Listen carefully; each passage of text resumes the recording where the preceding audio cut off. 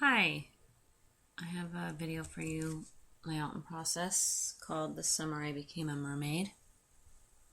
This is my daughter. She came with us filming for Mermaid Miracles for the show my son is in, and she was graciously offered to use one of the old mermaid tails to go have some fun and swim around in it.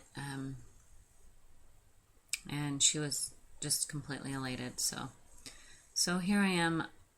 That pink background that has paint or ink on it is from a mask, and I'm actually not going to use that pink because it just was not working, that paper. So I redo the mask and ink on white cardstock, and I do show that to you.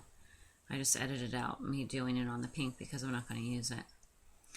So I'm messing around with papers, and I'm really trying to get this pink one to work, and I realize going through that I'm going to have to give up on the pink. It was too bright, and the way the inks came out were too bright on it as well.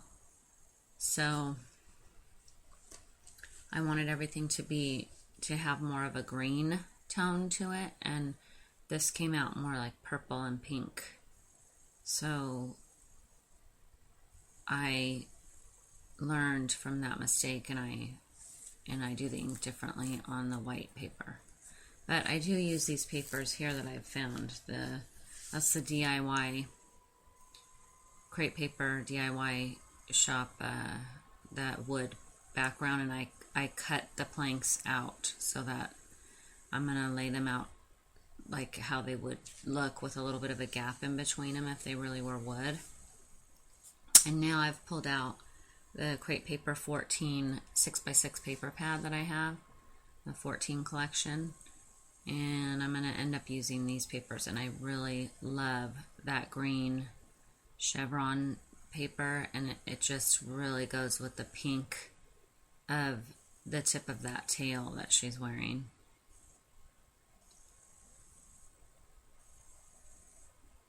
So, and then those other two papers, the map and the pink chevron to the left, those are also from that 6x6 paper pad. The paper in the back with the flowers on it, that is from an old kit, I believe. Studio Calico kit. And I'm wanting to say it's Amy Tangerine. I believe it was an Amy Tangerine paper, but it is quite old. Here's where I realize, okay, I like it much better on white. And I'm using the Shine inks in teal. There's that teal color, and then the one that's cherry something. And the name of the brand, Heidi Swap Shine. So those, I go with those ink colors, and I like them a lot better. And then I like it on the white. So there I am, just also doing some ink splatters with the same colors.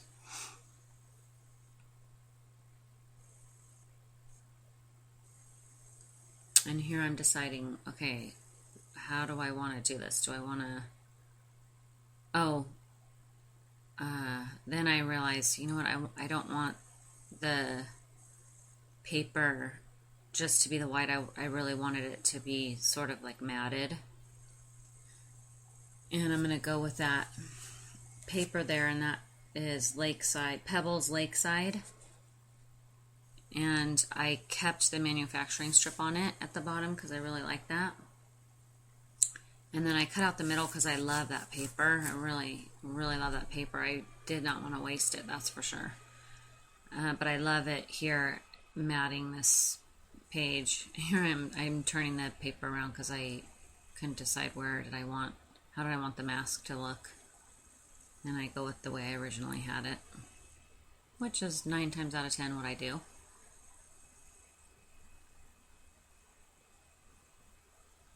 So I cut that white paper down just a little bit, and which was better for that too, because it makes it look like it's sprayed off the page, as opposed to having the edge of the mask going around the edge of the page. So, and now here I'm pulling out some twine, and I'm going to get some brads that are from my stash, and I'm just making my own little quickie little embellishment here. And because she's a mermaid, even though we're not at the beach, it's a very beachy feeling. I mean, mermaids, that's where they're from, the ocean. So I'm trying to make it look oceany. And here I'm outlining. Now I decided I'm going to outline every paper, because this is, you know, it's a beachy theme, and so I like sort of a messy look to it. And so that's why I went with the outlining.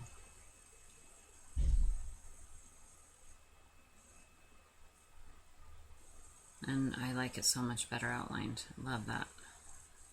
That just really made everything pop, and also adds that extra textury, messy look to it, and I like it for this. And I got brave. I'm going to glue down.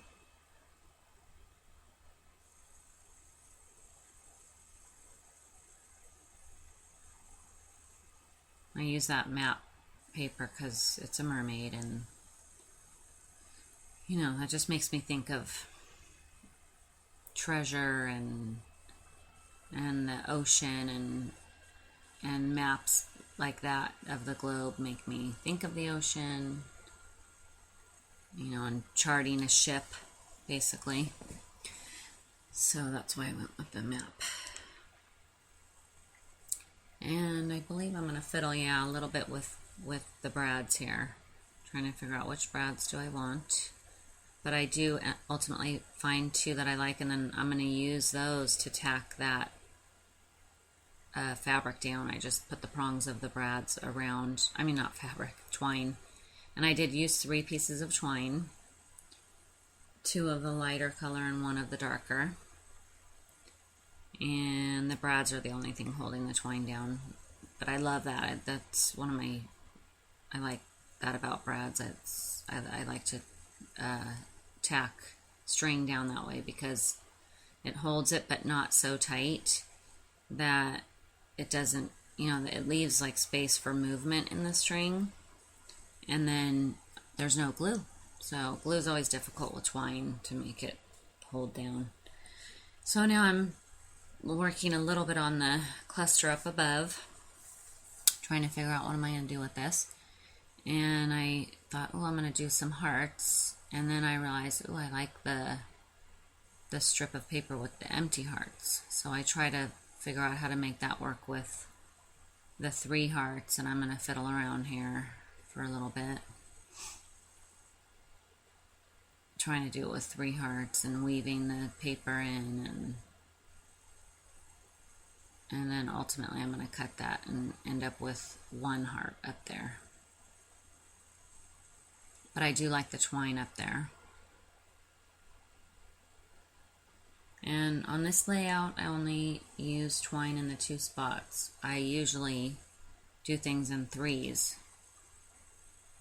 And today, or when I did this layout, for whatever reason, I did not feel that it needed that twine anywhere else.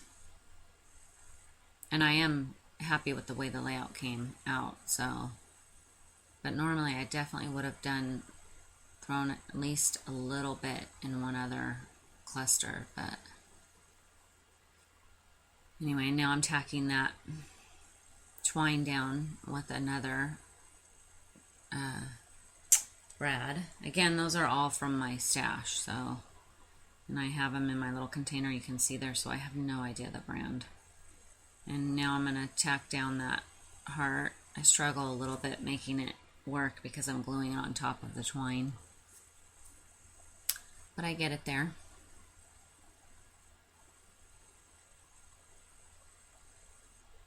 And now I'm going to start working down below.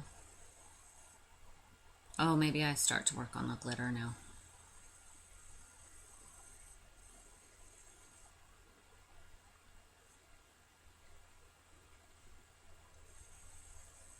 Yeah, I'm going to put glitter all around in 3 different areas of the...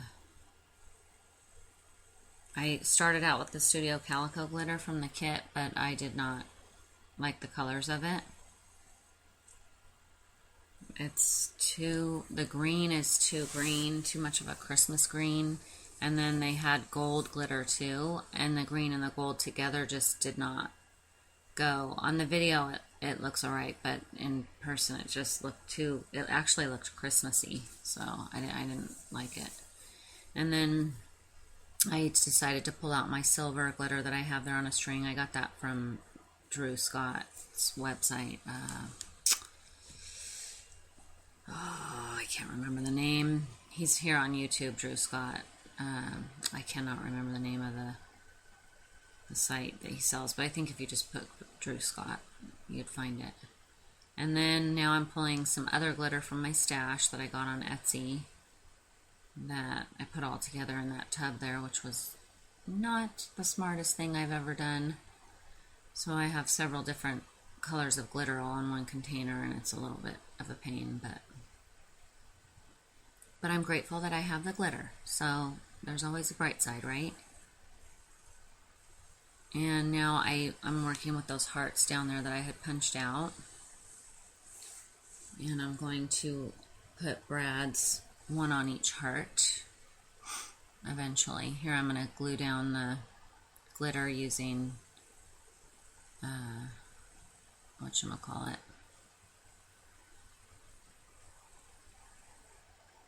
Oh my goodness, my brain's not working. Glossy accents. Sheesh kebabs. Wouldn't come out. And I put glitter in those 3 spots, and then I put some on the hearts too. And here I'm doing the brads. So some small little brads. They're like a little bit pearlized, those brads, but they have the silver outline just like the... Oh, here I am showing you the papers finally. I thought I did. I waited a while, I suppose, you could say. And now I'm going to start working on my... what I was saying is the brads all have silver edging to them, so that pulls them all together. And now I'm working on my title. Pulling out some different thickers and such. And I will show you what stickers I use. Now I'm looking in my folder for some just sticker letters, flat, not thickers. And here I'm going to put this washi tape to anchor the title. And then I'm also going to put some below because it looks lost there. Up there it's way too heavy up top with only the washi at the top. So then now I add some at the bottom.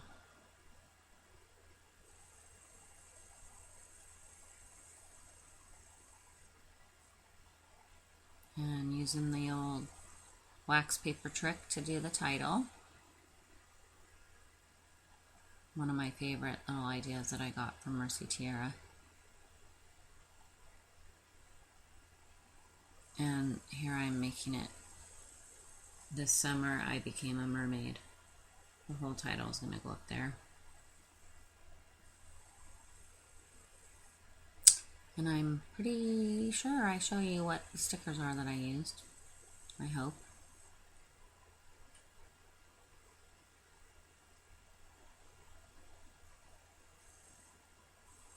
I've finally gotten good about waiting to put the picture down because so many times I glue my picture down too soon and I have to move it.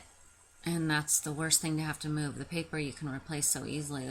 The picture, I don't print them at home, so I would have to go through the whole having them printed if I ruin a picture. So I finally learned to wait. I think I'm just putting those back away. And I've run out of my, there we go. Oh, that was too fast. So one was obviously Amy Tangerine, and the pink ones are the ones that came in the Studio Calico July kit. And now this stamp It says Summer Bucket List. That's from the Studio Calico kit as well, and it was just perfect because, I mean, what 10-year-old girl would not have being a mermaid be one of her bucket list? And she's now been invited to be in the show as well, so she's very excited about that. So here's my close-ups, and I hope you enjoyed it. Thanks so much for watching.